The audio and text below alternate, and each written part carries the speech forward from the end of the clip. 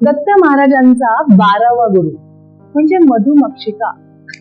सांगते सोप्या भाषेत म्हणजे मधमाशी, हनीबी. तर याला गुरु का बरं मानला असेल? तर आपण मनुष्य काही कालांतराने आपल्याला लक्षात आलं की बाई आपल्याला संचय करणं खूप महत्वाचं.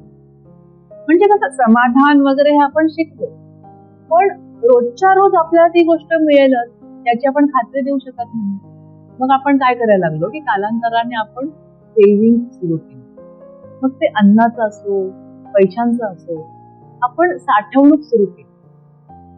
ही गोष्ट आपल्याला शिकायला मिळाली की मधुमक्षिकेकडून. तुम्ही बघितलं खूप मेहनत घेतात, अगदी एकत्र राहतात आणि एवढं मोठं मधाचं असं पोवळं तयार केलेलं असतं आणि सगळा संचय केलेला असतो. प्रत्येक फुलांमधून त्या सगळ्या गोष्टी आणून त्यांनी इथे मधमाशीचं पोवळं तयार केलेलं. तर महाराज म्हणतात की ही गोष्ट म्हणजे मनुष्याला समाधान वगैरे या सगळ्या बरोबरच श्रम करणं, कष्ट करणं आणि संचय करणं हे सुद्धा तितकंच महत्वाचं आहे. जे त्यांनी त्यांच्या गुरुकडून म्हणजे मधमाशीकडून ज्ञान घेतलं आणि आपण महाराजांचा वारसा पुढे घेऊन जात आपण पण ही गोष्ट आपल्या आयुष्यामध्ये आपण आता करतो आहोतच. पण याचं मूळ कुठून सुरू झालं हे आपल्याला या गोष्टीमधून कळतं.